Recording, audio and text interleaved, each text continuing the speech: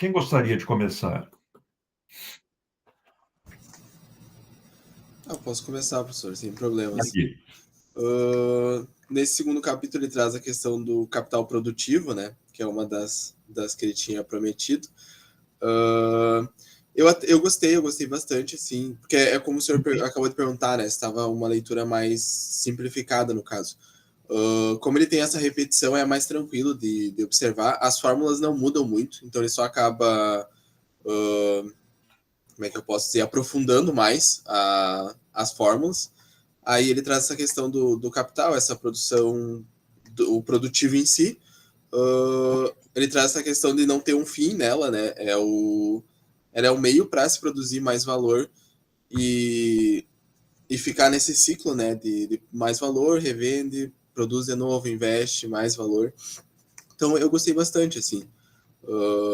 Me chamou a atenção que o Marx fala da questão dela não ter um fim em si mesma, né? Que ela é um meio, como é que é? É um processo que é o ponto de partida do ciclo e o resultado, e, e não é nem o primeiro nem o último estágio, é só um estágio intermediário, né, da situação toda. Ele está falando de um ciclo que se repete, né? Uhum. Daí a circulação do capital.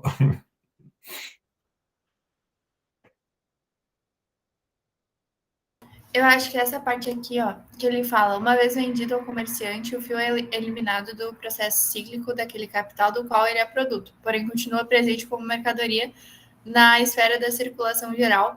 Eu acho que é um do exemplo, assim, que... Sabe quando tu vê um exemplo que tu entende? Tipo, peguei agora. E para mim foi essa situação, essa do fio que... por mais que ele saia daquela cadeia específica, daquela cadeia produtiva, ela ainda está na cadeia do ciclo do capital no todo, digamos assim. Que ele deixa de ser daquele pequeno ciclo para ser mas continua presente no grande ciclo, né? Assim como todas as outras mercadorias que, por mais que elas já foram vendidas, elas continuam dentro dessa esfera. É interessante isso, porque o Marx ele insere o ciclo de reprodução do capital no interior da circulação geral de mercadorias. Mas ele diferencia o ciclo de reprodução do capital da circulação geral de mercadorias. A circulação de mercadorias pode ocorrer mesmo em modos de produção pré-capitalistas. Ela apenas supõe que produtores individuais estejam trocando entre si o seu produto. Mas o Marx insere a reprodução do capital, o ciclo reprodutivo do capital, na circulação geral de mercadorias, diferenciando ambos. O ciclo de reprodução do capital ocorre no âmbito da circulação geral de mercadorias, mas num processo autônomo, individualizado, no âmbito dessa circulação geral de mercadorias. Aí, esse exemplo que você dá, Eduardo, é bastante esclarecedor, porque o Marx fala, olha, o importante para o capitalista industrial é vender a mercadoria produzida. Ele pode vender para um comerciante, para um atacadista. Essa mercadoria ela pode continuar por um certo tempo no âmbito da circulação de mercadorias.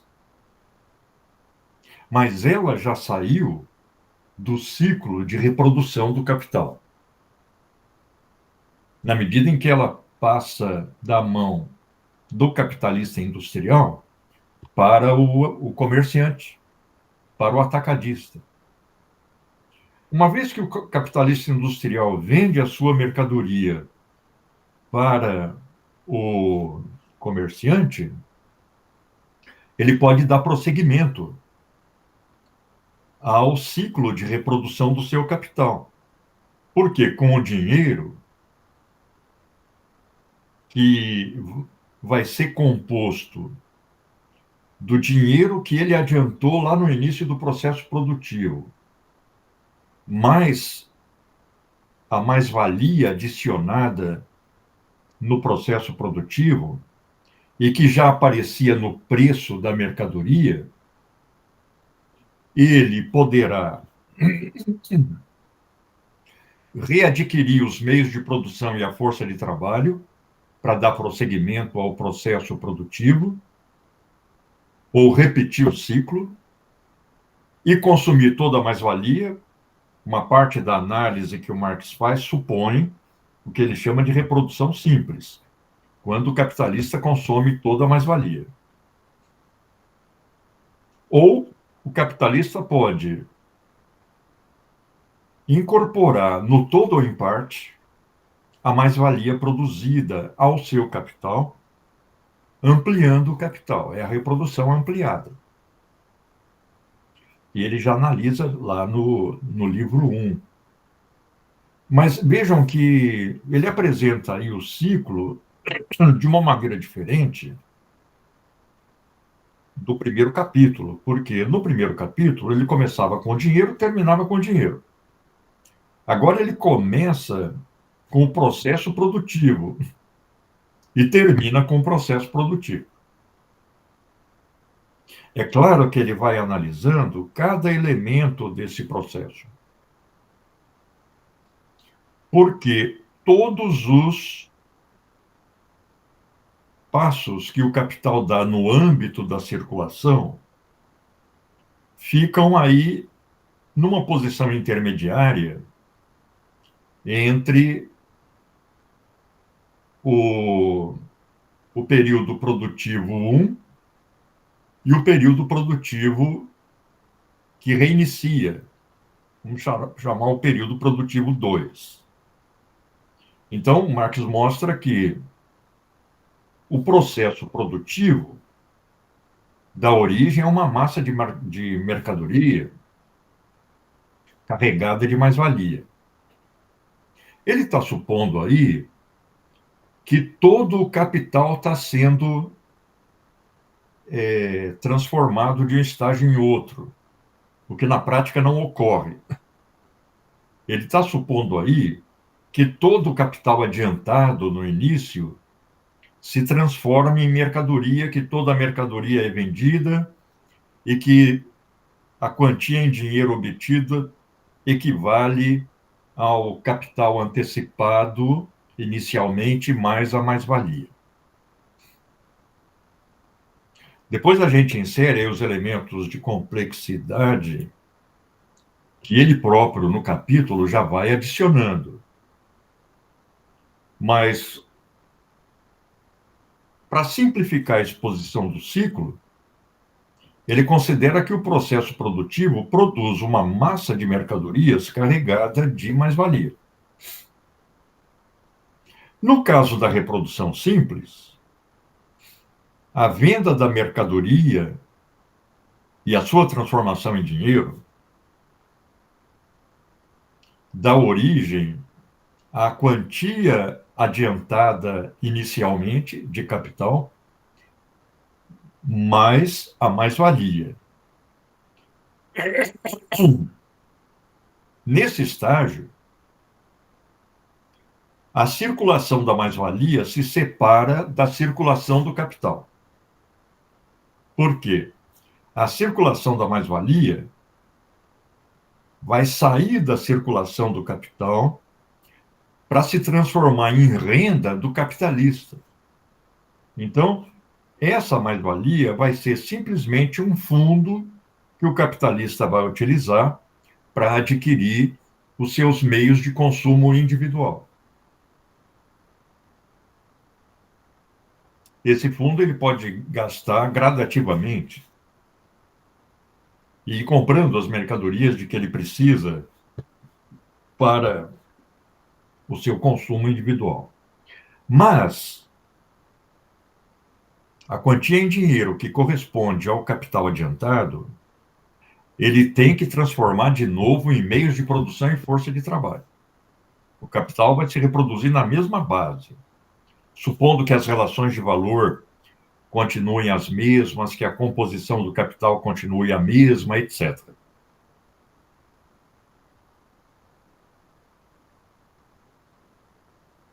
O Marx está insistindo nessa tese, e ele insiste nessa tese capital inteiro, porque ele está se confrontando com economistas que chegam a considerar que o lucro, ou o que o Marx chama de mais-valia, seja produzido no âmbito da circulação.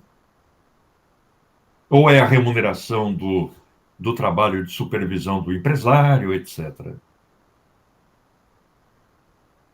Então, ele sempre bate na tecla de que a mais-valia resulta do trabalho adicional grátis do operário no processo produtivo.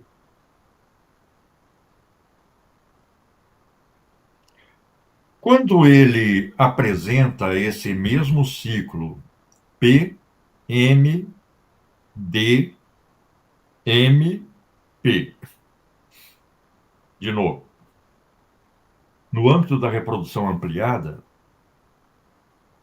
ele vai considerar que uma parte da mais-valia, ou toda ela, tem que ser reservada para a ampliação do capital.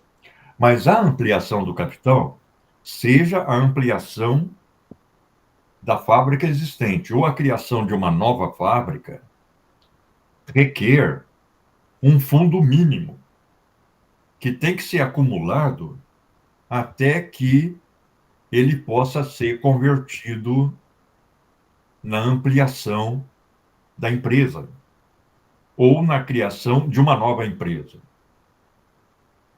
chamando a empresa de uma planta fabril.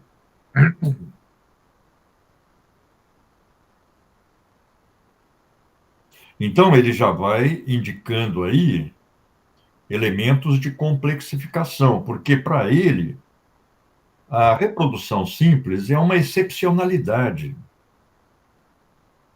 na estrutura capitalista de produção. O capitalista visa a produção de mais-valia para a ampliação do seu capital. Vamos lembrar que lá no livro 1, ele nos lembra que é uma condição da conservação do capital a sua reprodução ampliada.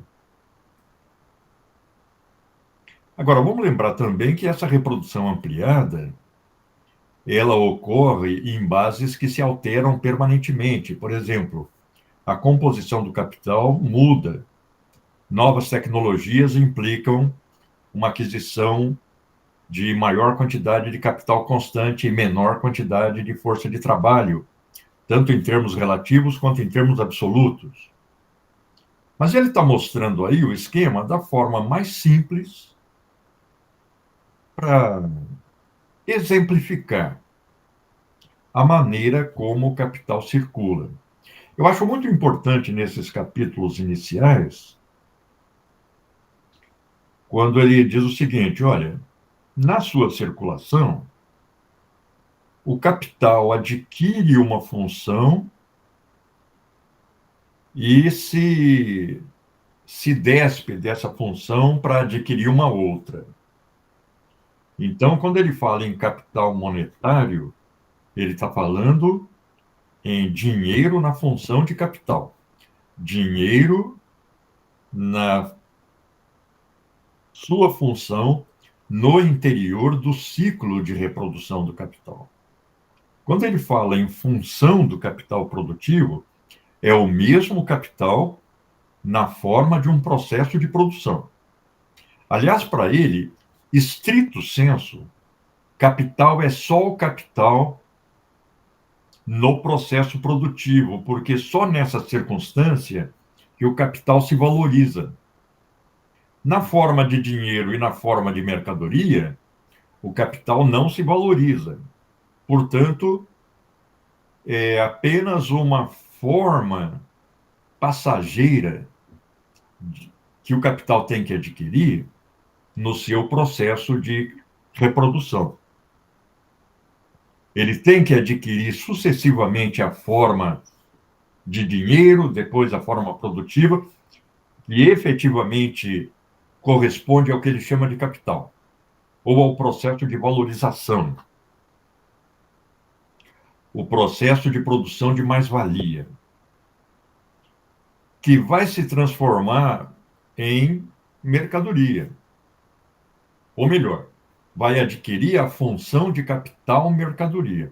Como mercadoria, essa fração do capital vai operar como qualquer outra mercadoria. Ela vai ser vendida. Ou, quando o capital dinheiro é transformado em força de trabalho e meios de produção, ela vai ser comprada. Então, esse capital mercadoria, no âmbito da circulação, é simples mercadoria. Mas essa mercadoria adquire a função de capital mercadoria no âmbito da reprodução do capital ou da circulação do capital. Esse é um processo, diz o Marx, que pode ocorrer ou não.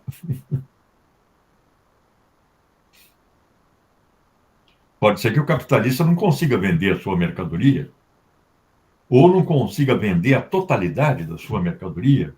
Aí o capital já não vai se reproduzir nas mesmas bases. E, claro, vamos lembrar que ele está abstraindo, nessa primeira exposição, o sistema de crédito. É o capital se reproduzindo com seus próprios meios, autonomamente. Porque, claro, com o desenvolvimento do sistema de crédito, principalmente na forma do sistema bancário, aquele fundo de reserva que o capitalista tem que, às vezes, durante anos, acumular para ampliar a empresa, ou melhor, para reproduzir ampliadamente o seu capital, ele põe no banco.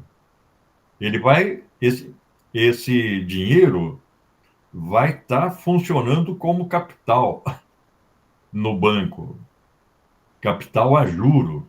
E o banco empresta para um terceiro capitalista, que não vai precisar acumular o dinheiro durante anos para poder expandir o seu capital. Vejam que ele diferencia aí o fundo de acumulação do que eles chamam de fundo de reserva. Esse fundo de reserva, ele não necessariamente está ligado à ampliação do capital. Por exemplo, ele pode ser aquela reserva financeira que vai, ao cabo de algum tempo, permitir ao capitalista comprar uma máquina nova, na medida em que a velha se desgastou por completo.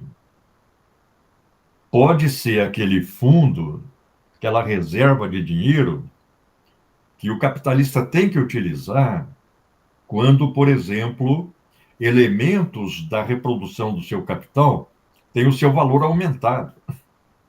Então, vamos supor um capitalista que produz farinha de trigo e, por causa de enchente, geada, seca, o valor do trigo aumenta. Então, um dos componentes da reprodução do capital, um dos componentes dos meios de produção, o trigo, teve o seu valor aumentado. Para manter o capital na mesma base, ele pode ter que lançar mão do fundo de reserva. Então, não há uma divisa categórica entre o fundo de acumulação e o fundo de reserva. É o mesmo dinheiro que o capitalista vai usar pragmaticamente na gestão da reprodução do seu capital. E, claro, ele mais uma vez indica aí que a reprodução ampliada produz massas maiores de mais-valia, permitindo ao capitalista aumentar o seu consumo, ou torná-lo mais luxuoso. Por exemplo, eu estava lendo hoje mesmo no jornal uma matéria na BBC, se não me engano. Eu nem cheguei a ler, eu só vi a manchete, que ela é tão óbvia para quem está discutindo o capital. A matéria diz o seguinte: por que os iates são cada vez maiores? Então, os capitalistas, eles mandam fazer iates que são verdadeiros transatlânticos, né? Claro, isso está relacionado com a quantidade exponencialmente maior de mais-valia que capitais de grande porte hoje produzem, né? Professor, tipo, porque uma coisa que lendo o Capital me fez perceber é que nessa época que o Marx estava escrevendo o Capital, ainda não tinha essa expansão, digamos que realmente global, né, dessas empresas e dessas indústrias. Era algo mais assim no norte, talvez nos Estados Unidos tivesse ido, talvez no Japão tivesse ido, mas hoje em dia, imagina, tipo, para um grande dono, por exemplo, aquele da Unilever, acho que é o nome que tem a Johnson's, tem a Pampers, tem toda essa parte de farmácia.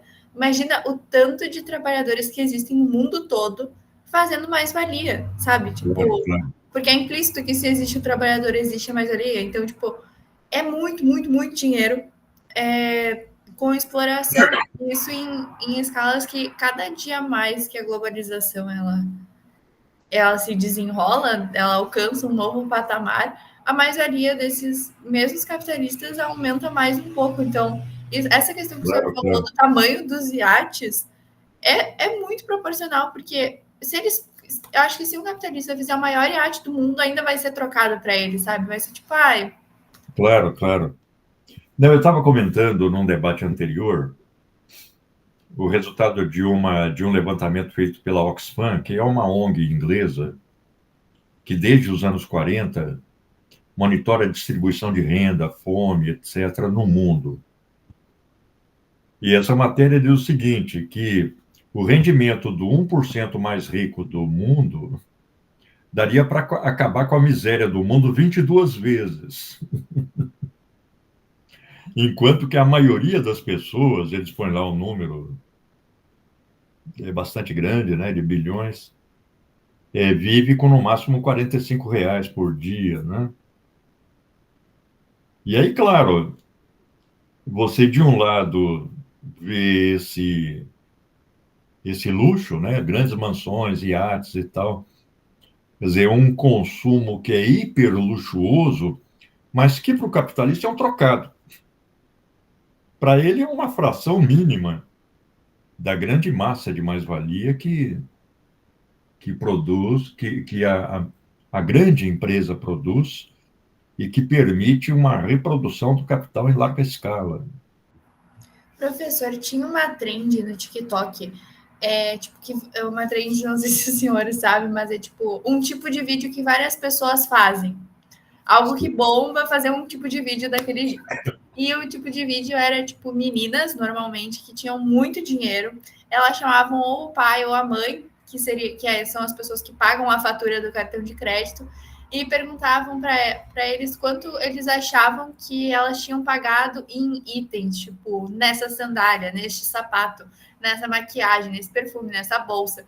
E esse vídeo, essa trend, assim, ela não se sustentou muito porque as pessoas começaram a genuinamente se revoltar com esse tipo de situação, e isso que não eram meninas bilionárias, porque meninas bilionárias não aparecem na internet, sabe? Eram, tipo, meninas que tinham muito dinheiro. Elas não, os pais, né? Porque eram eles que pagavam tudo. E aí, tipo, tinha uma hora que ela falava que ela tinha gastado 15 mil numa sandália. E aí as pessoas se revoltavam muito com isso, porque 15 mil às vezes não é o que uma pessoa faz num ano, sabe? Tipo, Claro, um claro. CLT, acho que agora com salário mínimo a 1.400 faz 15 mil, mas em 12 meses, não em um único produto, né? Então, essa situação eu acho que ela é quase assim alegórica. Ela é uma uma... Como eu posso dizer? Sabe uma ficção? Tipo, alguém algum dia fez uma ficção falando que isso aconteceria em um futuro distante. Tipo, acontecendo na nossa frente, assim. E eu acho que é nesses momentos que as pessoas que não leem Marx, que não tem essa... Pessoas, digamos, que estão fora de universidades e tal, pessoas normais, acabam que, por mais que elas não saibam tudo que vem por trás desse fenômeno, isso impacta muito. Porque imagina tu... Porque é a realidade, né? Tipo, se eu não me engano, não tinha um negócio que, tipo, 80% das pessoas no Brasil viviam até 5 mil reais. Acho que era alguma questão assim de, tipo, uma taxa muito grande de brasileiros que vivem até 5 mil reais e por isso se deveria taxar os 50 bilionários brasileiros para tirar o imposto, né? Que agora eu vi que o Congresso botou em pauta para votar a questão de taxar bilionário, mas enfim, todo ano tem, então assim não é tão surpreendente. Você vê que a própria estrutura do Estado é mantida fundamentalmente com o imposto embutido nos meios de consumo dos trabalhadores. No capitalismo, por definição, o capitalista não paga imposto. E quando algum governo, sob a influência dos trabalhadores, procura desenvolver uma legislação que impõe o pagamento de imposto ao capitalista, a reação é imediata. Eufemisticamente chamada de reação do mercado. Mas, por exemplo, quando a gente lê o Capital, a gente vê que o Marx analisa a evolução do padrão de vida do empresário capitalista no próprio processo de formação do empresariado capitalista. E ele aponta os primórdios da acumulação quando o capitalista tinha que poupar cada centavo para poder ampliar o seu capital. Então, ele fala de situações em pubs ingleses em que, se alguém pagasse uma taça de vinho para outro, ou qualquer coisa assim, um copo de cerveja, ia ser visto com maus olhos, podia até perder o crédito. Mas aí a reprodução do capital, ocorrendo em escala ampliada, faz com que, gradativamente, o capitalista comece a construir uma casa melhor, ele passa a ter um coche pessoal, né, para transporte individualizado. E aí o Marx fala, a própria ostentação passa a ser uma ferramenta de crédito. Então, claro, se o capitalista, naquele contexto do Marx, claro, em que a magnitude dos capitais era muito menor do que a magnitude dos capitais hoje. A gente vê o quanto que um século e meio após a publicação da primeira edição do Capital, o trabalho humano permitiu a ampliação dos capitais.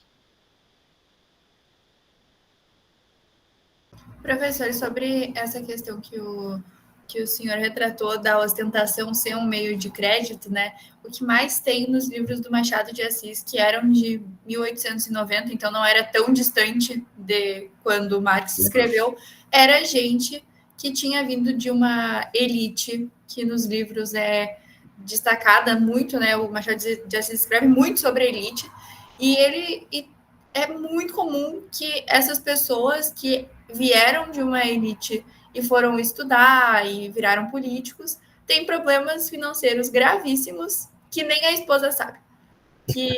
Porque já não era assunto de mulher, que nem os melhores amigos sabem, aí o cara morre nos livros e cadê os bens? Pois é, cadê a herança, né? Cadê os bens? É dívida. Eu e o Davi, a gente assistiu um filme que é tipo o ponto de vista de uma das irmãs feias da Cinderela.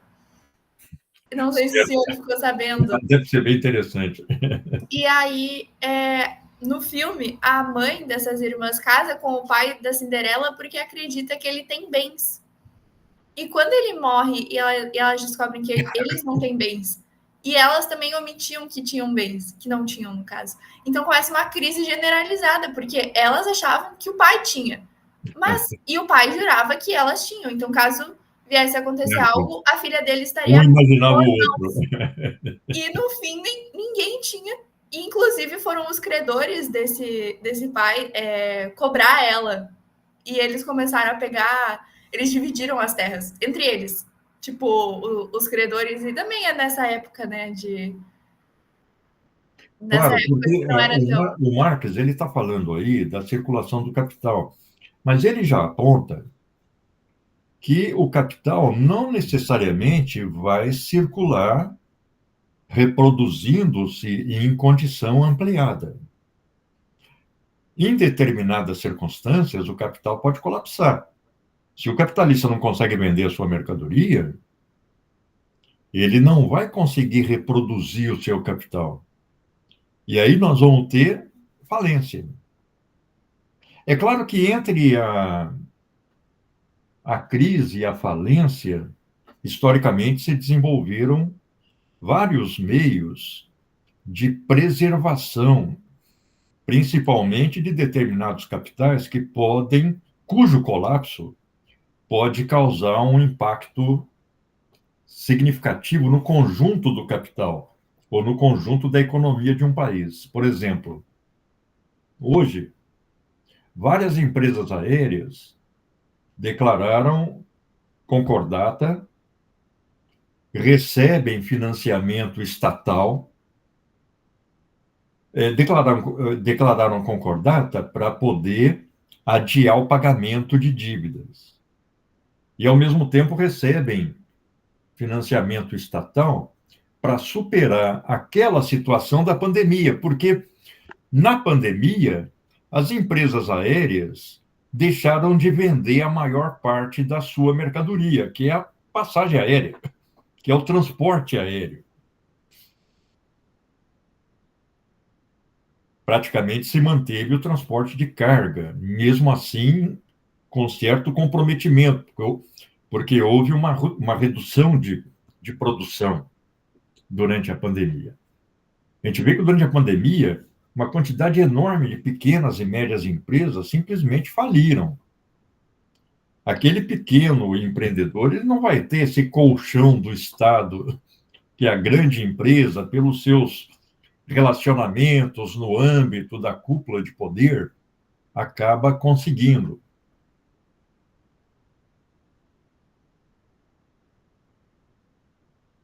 Porque, com frequência, e o Marx já faz algumas observações nesse capítulo, nós vamos ter a expansão da produção capitalista, que é anárquica e ocorre sob concorrência,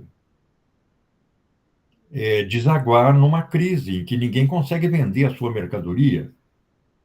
Se um setor deixa de vender a mercadoria, e esse setor tem dívidas com outros, ocorre um efeito dominó, que pode levar à falência em massa. Você vê a crise de 2008, que começa com uma crise imobiliária nos Estados Unidos.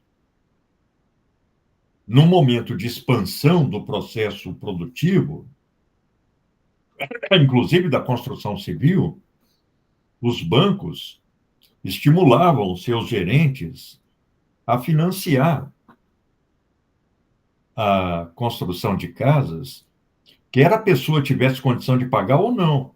O gerente ia ganhar o seu percentual a mais e tal, em função do número de financiamentos feitos. Mas, claro, quando você faz um financiamento, chega a hora de pagar a conta. E quando chegou a hora de pagar a conta, abriu-se uma crise, porque muita gente não tinha como pagar a conta. E vê que, no período, havia um governo liberal, um governo republicano nos Estados Unidos, mas o governo liberal interveio para impedir o colapso geral. Jogou dinheiro em bancos que estavam a ponto de desmoronar para impedir uma situação mais catastrófica ainda para o conjunto do capital. Mesmo assim, a crise se expandiu por todo o mundo, atingiu o Brasil. Você vê que, a partir de 2008, nós vamos ter um período diferente daquele que correspondeu à grande expansão da produção de commodities do governo Lula, etc., né?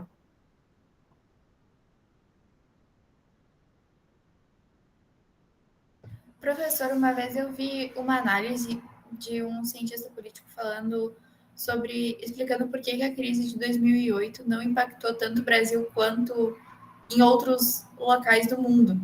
E uma coisa que ele falou que eu nunca tinha, que na verdade eu não sabia porque eu era muito pequena quando isso aconteceu, era que estava tendo epidemia de H1N1. Então, para além da crise de 2008, também tinha essa crise sanitária de H1N1, que no Brasil, como o SUS estava no auge dele, do Zé Gotinha, a crise sanitária não aconteceu, porque, tipo, na minha escola, eles vieram nos explicar o que era H1N1 e a gente era, tipo, criancinha. Então, um dos pontos que esse cientista político fez sobre essa crise de 2008 no Brasil foi também apontar que a parte sanitária pesou muito, para além da questão só monetária. Exatamente. Não, eu me lembro, a gente vê no Centro de Educação até hoje, tem lá uns vidros que foram acoplados nas paredes dos corredores com álcool, para todo mundo poder passar álcool na mão e tal. Acho que aquele álcool está lá até hoje.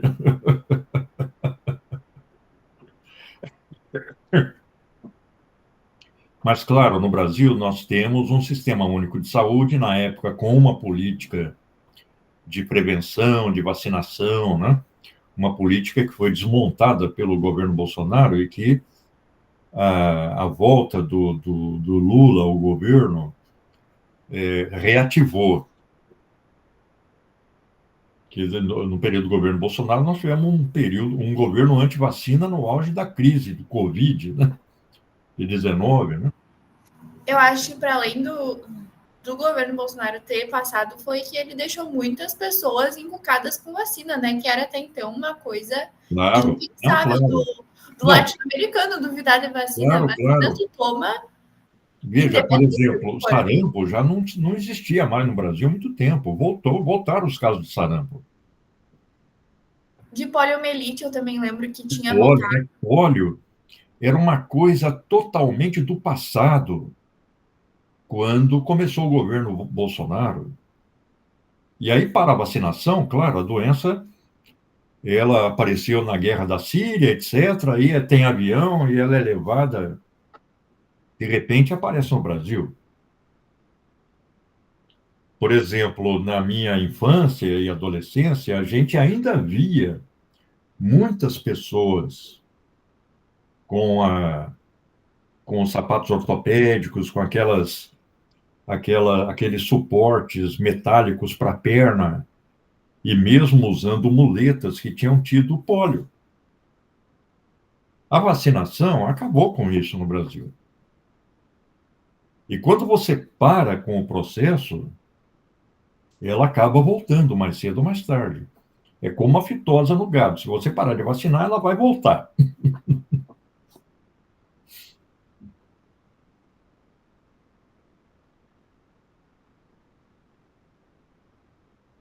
Então, claro, uma crise ela pode ter agravantes ou pode ter atenuantes, mas ela é produzida por um mecanismo interno à produção capitalista.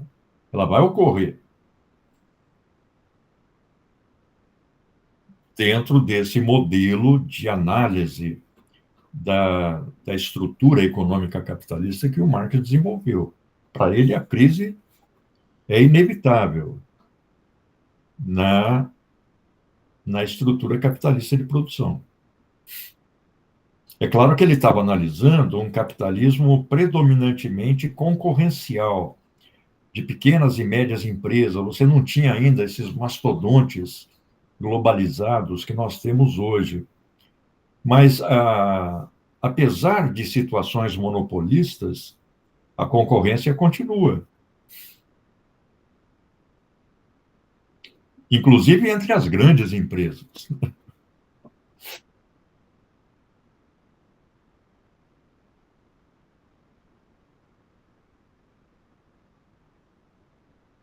Enquanto o senhor falava dessa questão de crise, eu fiquei pensando no que eu vi esses dias, de que o mercado oferece aquela escala de 6x1, né, que é meio padrão.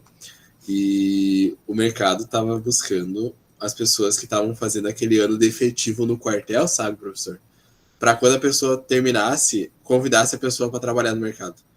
Então já estava tendo uma parceria com os quartéis, principalmente no Rio de Janeiro, com aeronáutica, etc., para que se convidasse esse pessoal para trabalhar com eles, porque já não tinha mais mão de obra. Convidasse. Entre muitas aspas. É a gestão do mercado de força de trabalho, né? É interessante a gente anotar, do lado aí das nossas leituras, que o Marx ele diferencia o mercado de mercadorias em geral e o mercado de força de trabalho, quando ele analisa a circulação do capital.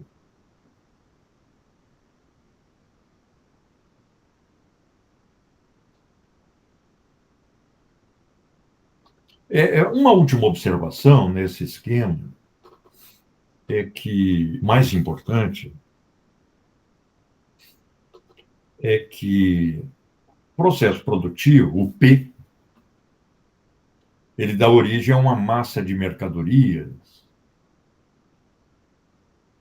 que tem um delta adicional, a mais-valia. O capital é o M com apóstrofe. Para simplificar, eu chamo de M'.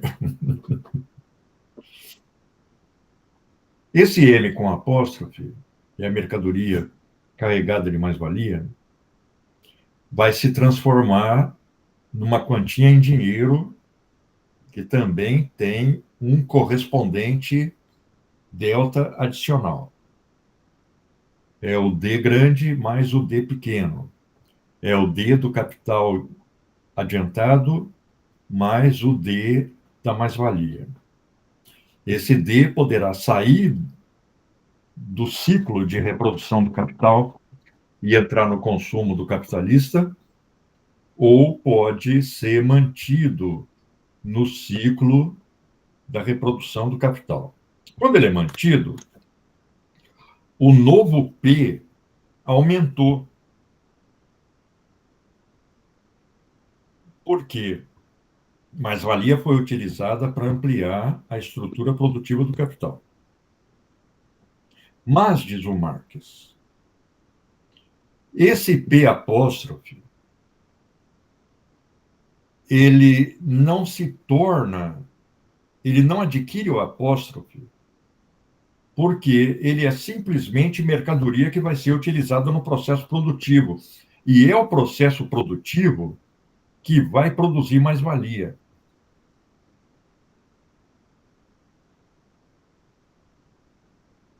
Então, o P começa sempre como P. Ele pode até, às vezes, com um apóstrofe, dizer aumentou, é reprodução ampliada. Mas quando o P começa, ou melhor, quando o capitalista desencadeia o processo produtivo, apenas se inicia a produção de mais-valia. Então, as mercadorias que entram no processo produtivo contêm mais-valia por serem mercadorias de um processo de produção anterior. A força de trabalho, por sua vez, só vai produzir o seu equivalente durante o processo produtivo. É valor novo. Mas a mais-valia ou seja, esse delta a mais, ela só aparece como resultado do processo produtivo.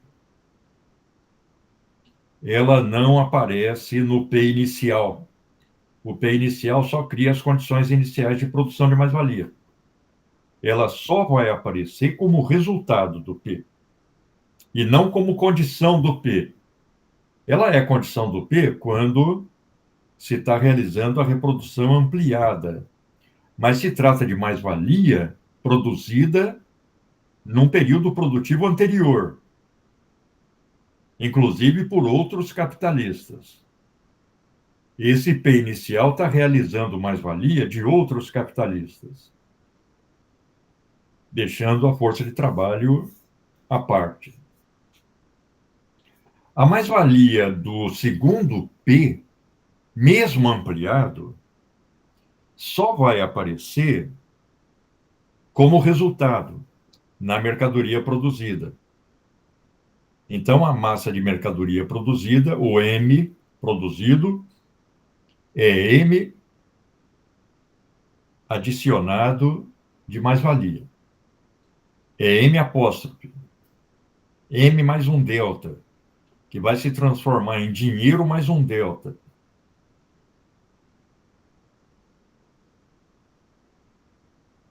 Por outro lado, supondo o modo de produção capitalista, a mercadoria que é comprada pelo capitalista de outros capitalistas para utilizar como meio de produção são sempre M', porque elas estão realizando a mais-valia de um outro capitalista. Você vê que o Marx põe M' no começo e no final. Porque a mercadoria produzida nas condições da produção capitalista sempre contém mais-valia. Ela é o resultado de um processo de produção de mais-valia.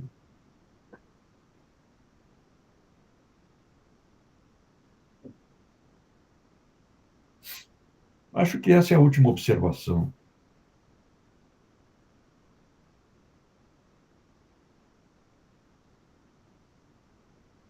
Professora, a gente tem que combinar como a gente vai fazer semana que vem.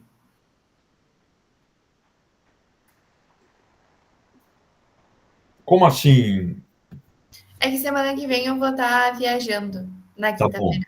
Vamos suspender. Tá. Vamos suspender semana que vem. Eu acho que eu vou estar viajando também. Tá bom, então. Aí a E gente volta retoma na outra. Tá.